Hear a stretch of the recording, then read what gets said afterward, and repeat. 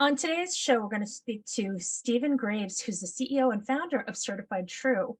And we're going to talk about the importance of preserving image integrity in this digital age of cybersecurity. So I'd like to welcome Steve Graves. Hey, Steve.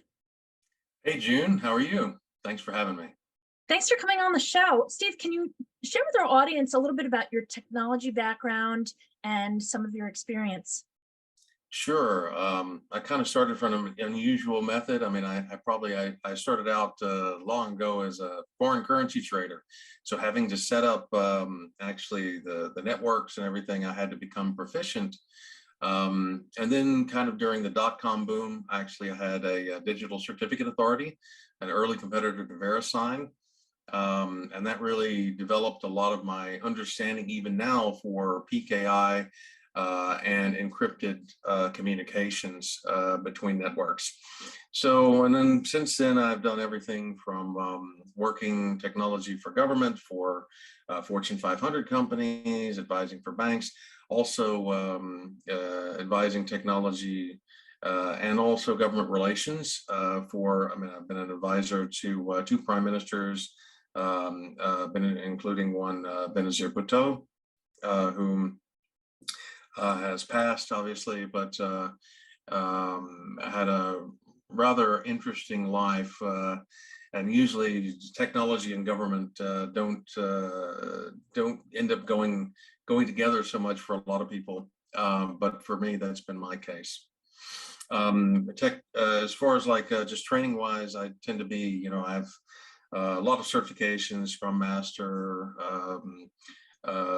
PMP, a lot of basically related to large architectural understanding and program and process management and project management for technology. So it's safe to say that you're a total techie.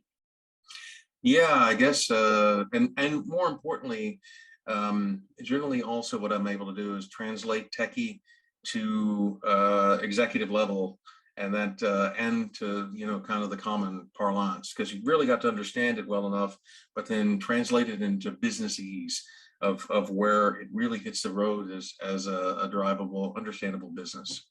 So Yeah.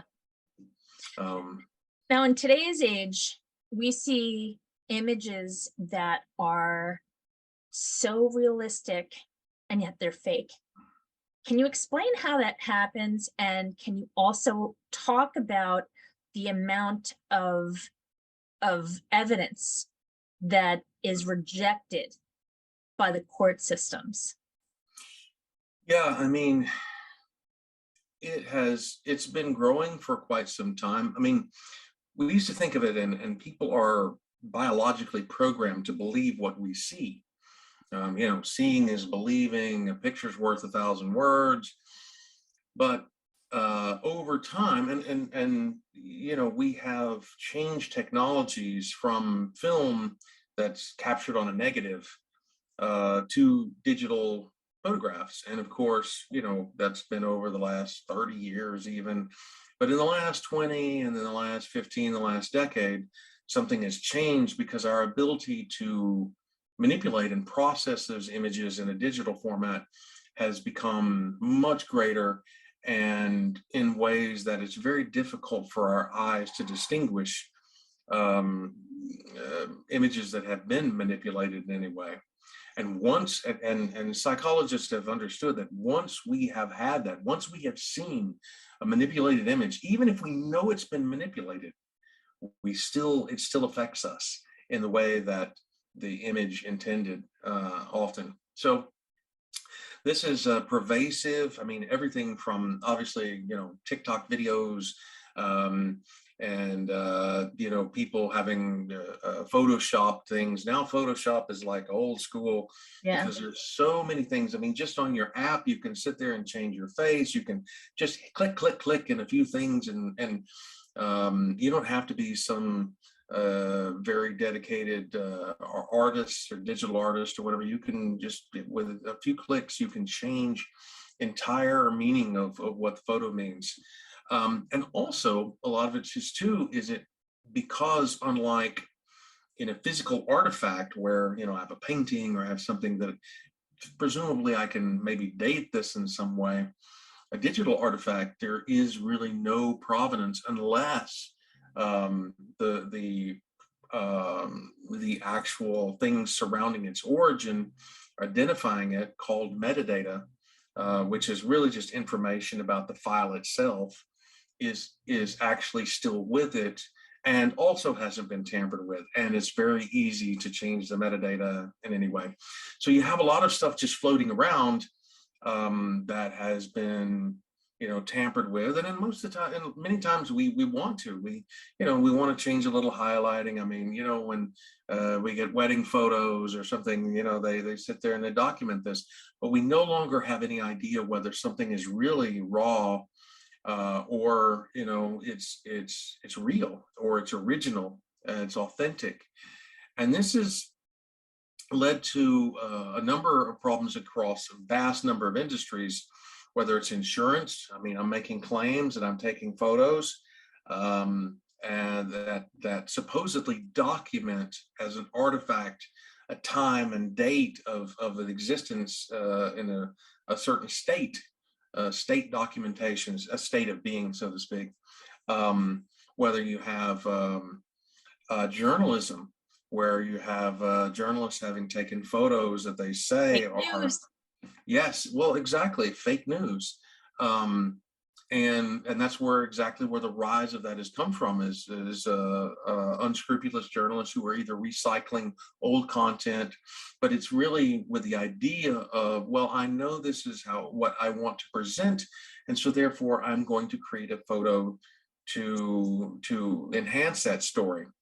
And now AI, artificial intelligence, there are a number of different programs that you can simply do just that, just describe a paragraph of what you want to create, and it will actually come up with the photo whole scale, something that's just never been.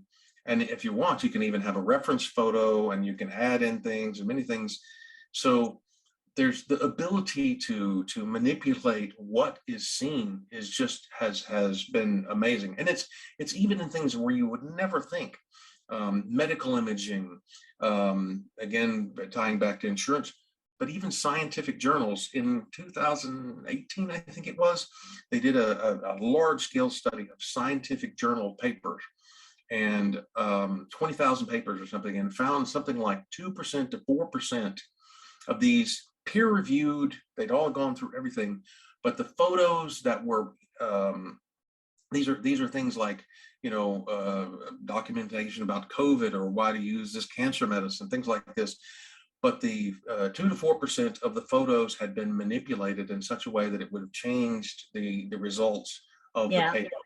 So you're talking about 1 out of 25 out of all of these papers in peer reviewed, where you have people who know what they're doing, and these aren't just, so you can imagine just things you see on the internet, or in a newspaper, who has a lot less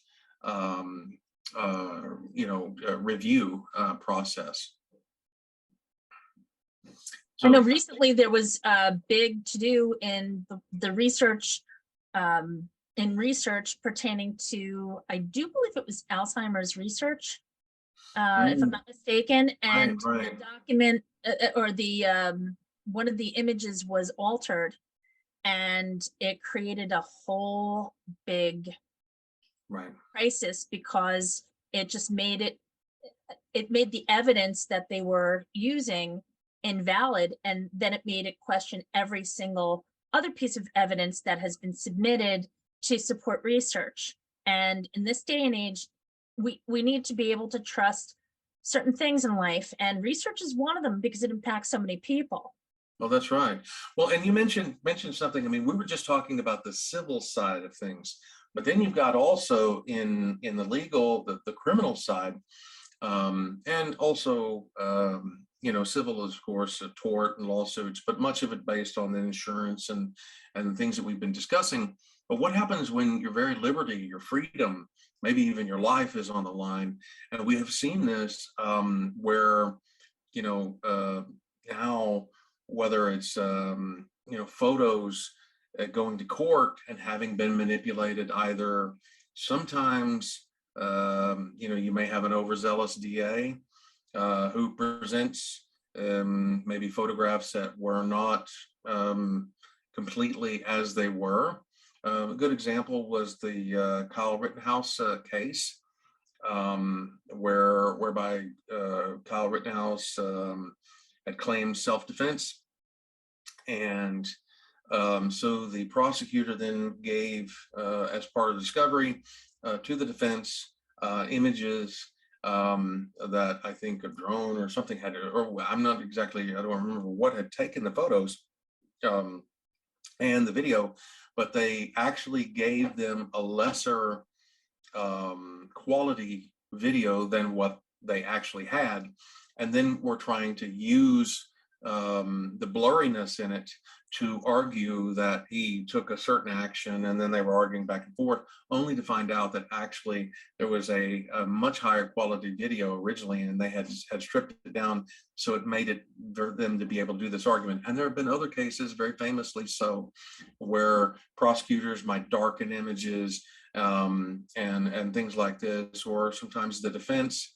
But the bottom line is that when you can no longer trust what the image says because there is no real original, now you have a free-for-all world in which, at least in the digital space, no digital image is an artifact, really, because it can no longer be trusted unless you have some method of being able to quantify and to secure that in a way that is trusted. And then, the only other way is you get somebody up on the stand and they Yeah. can attest to it and they say, I've done this, but it's only so far as you trust that witness. So basically, the image has to be soundproof evidence and speak for itself. That's right. So the fact is that no longer is that the case, because there's really just no, there hasn't been, up until recently, advent of some technologies. A number of technologies really have been able to help in this space. You have various image forensics, of course, being able to analyze them, to do reverse image searches so people could see whether, hey, that image had been used before, and things like this. And cloud-based, various image verification services of things that where they existed, machine learning, blah. But one of the biggest ones really has been blockchain technology. And in many ways, blockchain's changed the ability, has really made major changes. That ability to have a immutable ledger to match each photo to, and essentially a registry for it, has been able to make it to where you could trace back the provenance, as long as at least you understood that that was from its creation and its origin date. Then you were able to match that, and anything else then by definition wouldn't be the original photo. So that's been very helpful to not only, and of course that's what Certified True does, but in a lot of industries where this is, very much a multi-billion-dollar problem for them. So adoption is beginning to take place because there's such a great need. Do you by any chance know, just a ballpark figure, how much money is wasted by the police and other government officials as far as the amount of evidence that's thrown out because of the doctored images and whatnot? Well, one of the biggest problems, it's difficult to get an idea on it. One of probably the people who track this the most are insurers, of course, because they understand from the civil side, and sometimes there's criminal litigation with that.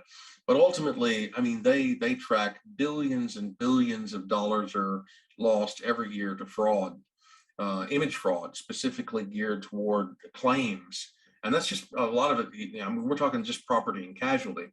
So in the legal field, certainly in criminal law, it's much more difficult to track. But on the other hand, we see a lot of cases in which police departments, etc., just have not caught up with much of the technology. I mean, the reality is that most policemen, if they're going out and they take a photo of the crime scene, use their own personal phone. And so you have a major gap of is the prosecutor's office actually, for the defense bar, are is the photos that they provided everything that was there? It's a question. I mean, are they holding something back? And if so, have they manipulated any of that, of that evidence? And unfortunately, all you have is the prosecutor's word, or, the police officer's word, and you have difficulty, typically, I think I would say that, in most cases, we would trust that, the prosecutors and the police are good people and they're doing the right thing, trying to do their job. But mistakes can be made, and sometimes there are bad apples. And unfortunately, just one bad apple policeman, for example, then that poisons everything that they have done. And of course, even people who had strong criminal cases, but it poisons all that evidence prior to them, unless they have something to where the photo, the image can actually speak for itself. Then it's no longer dependent upon the witness. Because now you have a situation in which it's cryptographically secured in such a way, though it cannot have been manipulated in any way, even with the metadata of the time and place it was taken, etc. And so then the court is able to rely on the technology, essentially, rather than the police getting up there and saying, yeah, I took this at this particular time. And so, you have this situation where I think, some people, I think, say, well, we feel threatened by this. But I think in a lot of ways, we're seeing a number of district attorneys' offices and prosecutors, even the police force, are responsive to it because it helps restore trust, actually, in the office, so that the defense bar and all parties can agree that we all know that we're using the same evidence. And even can be a situation where, there was no malfeasance, there was no bad intent. But if I send a photo, for example, through the mail or through my phone, a lot of times to save space, it will automatically strip off the metadata. And so you're left with a situation, or it will, the type of photo you take, it will end up a lossy image file. It will actually reduce the quality of the image. And so then you're left with, you don't have the same photo. But this situation where the right technological approach, like certified truth photo proof or others, and there aren't many others really in this field at the moment. No, I know you're a pioneer in this industry. Yeah. So yeah, I mean, like I said, there are a few others, but certainly and toward the police and law enforcement, there's really no one addressing that except us at the moment. So but we're seeing the desire from a lot of these to be able to have something like this, so that everybody involved can then be confident that what they're seeing, and they're all working together on the same thing, and then they can worry about the details of the case itself rather than the evidence. And I think that's about restoring trust, and that's one of the reasons why certified true is really in this. Is I think the ability to once again be able to trust what we see is a crucial part of restoring trust in the digital world that has been lost through the advance of technology. But then through a better application of the technology, we can restore that trust. And so then people can continue to have that within their relationships with e-commerce and commercial and personal relationships. Thank you, Steve. I'm just curious, do you see what Certified True is doing? From what I understand, it's a SaaS application. So this is something that is downloaded to your cell phone, as you pointed out before, especially with what's going on with the police. Do you see this as a technology that will save taxpayers a lot of money? Well, yes. I mean, ultimately, I mean, Certified True is a B2B SaaS that focuses as we're a service platform essentially that enable business and government to capture, manage, and verify digital image. So they can be relied as trustworthy evidence in court. So that A1 helps save, by knowing you have this, you have the ability to save some court and witness time as the photos are becoming, we haven't, I mean, that hadn't been ruled on yet, but eventually that should be ruled as a self-attesting evidence. Yes. So essentially you don't need the witness there, that's saving space there, but mostly it will also save some of the worst cases sometimes that can put municipalities just almost into bankruptcy is where you have a situation where you may have a bad apple or you may have maybe it wasn't again there was no bad intent but there was a mistake and in this type of situation bad evidence was used to then have a bad result and then because of that um, then you have a situation later where they get sued and for hundreds of millions of dollars sometimes because people's lives are on the line and sometimes even for lesser impactful ones but it's still a lot of money and a lot of both attorneys and both insurance attorneys and government is focused really on reducing risk because you understand what your business processes are. The thing that you want to reduce as much as possible is risk. And certainly there's always the cost to do so versus the cost not to do so. And they're always making this calculation. But the cost now with the technology capabilities to do so is such to where I think, if we look a decade in the future, it will be shown as malpractice from a legal perspective as a lawyer, or the question would be if you're not using a certified type photo, a certified true, or there's photo proof, or there's some evidence there that's locked into it. The question is why not? If I mean, if you're taking Sense. Yeah. vacations personally on the Grand Canyon, okay, sure. But if you're doing things in which you have an expectation that this could be challenged in court in some way, or you're doing an inspection of a business process, or your building department inspector is going out there, any type of a business process like this, where it could be challenged or go to any type of adjudication, then the question would be, why haven't you done this? Maybe you have something to hide in that, because you haven't done so. It should be a standard practice we expect Yeah. going forward. Yeah. And this is Steve, already a huge industry, by the way. The testing, certification, and inspection market is huge industry and growing. Because if you think about it, really what we're doing is we're saying we're confirming and being able to verify that this meets the standard. yeah. And so by not doing those type of processes, essentially, you're not being able to provide things up to a standard. So Yeah. Do you see this technology going into products that homeowners use, for example, something like Ring or home security devices, what have you? Because I know that there are a lot of issues with the video feed that people submit to the police when they have a home invasion, or like there are a lot of cars that are broken into, what have you, where the technology is great as far as capturing some of it, but it's not getting as much as it could. I think, yeah, I think that's definitely somewhere where we're going to see down the road. I mean, right now, as ours is focused on an individual pictures and or videos captured from the phone, but we're going to see we're in CCTV, where you have a lot of this. And clearly, Ring is a much more personalized version of that. But everything from your deli store to police department cameras, you have these type of images and hours and hours and banks of tape.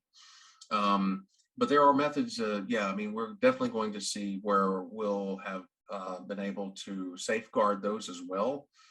We call it safeguarding your digital integrity, because effectively, if you think about it, by using a product like Certified True's photo proof, you are being able to declare to everybody else that you can trust, these images that we're providing, not because we say so, but because it's indelibly stamped and an integral part of the image and the file itself. So I think that's going to become, yeah, I think that's definitely going to become, for anything where, where you have image capture, anything where you have in any way a capturing an image to have it used as an archival way of like, okay, this is history. Yeah, um, then I think, and whether it's museums, whether and through art, there's so many different applications, um, because we use pictures, every day, yeah. and videos every day. And again, because we want to be able to restore that trust so that you can believe that what you're seeing, and and we'll leave the CGI and whatnot to the Marvel movies, and the superheroes.